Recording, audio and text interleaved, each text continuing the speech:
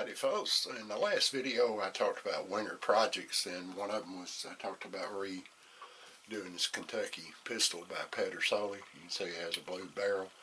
Not real crazy about that. I'm either going to mess it up or make it look better. So the first thing we're going to do, it has two lock bolts, and I'm using Grace screwdrivers, which are made for guns, and they're real tight fitting, so sometimes you have to kind of, so it's very easy. You take the one screw out,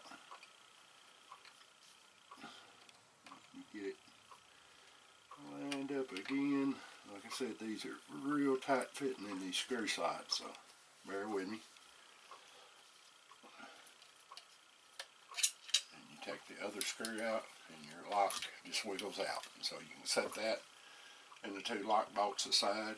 What I'm going to do is put the lock bolts back in the stock itself when I get done, so I don't lose them. So the next step is to remove the ramrod, and if this was a real original pistol, it would be held by pins. The barrel would be to it, but since this is an Italian repro, it's not held together that way. So once again, bear with me when I find this little slot. There's a little screw right here in this nose cap that is going to twist out, hopefully.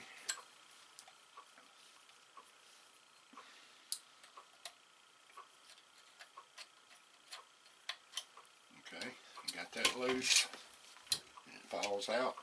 So next thing, you're going back here to the lock, or excuse me, the tang bolt right here on the back. So you just put your screwdriver in there and loosen it.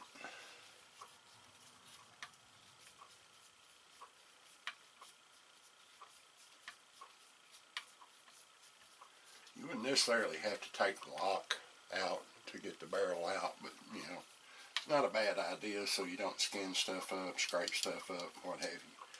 So you take that tang bolt out, and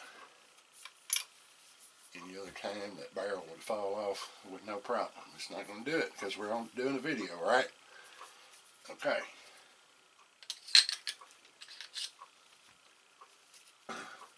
There you go. Okay, so now you got the barrel out of it, and there's your nose cap.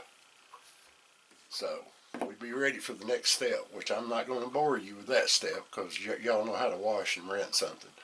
So what I'm going to do is take some cleaner degreaser, which you could use denatured alcohol. You probably could even use something like acetone to do it. But you just get all the grease off, or grease and oil off that, and make sure you don't get fingerprints on it when you get done with that. So that would be your next step. And like I said, I'm going to skip that, but that's the way you get started on it. And we'll continue on when I put the blue and rust remover on it in another video. So thanks for watching, and God bless you. Keep your powder dry. Mind your top knot, Pilgrim.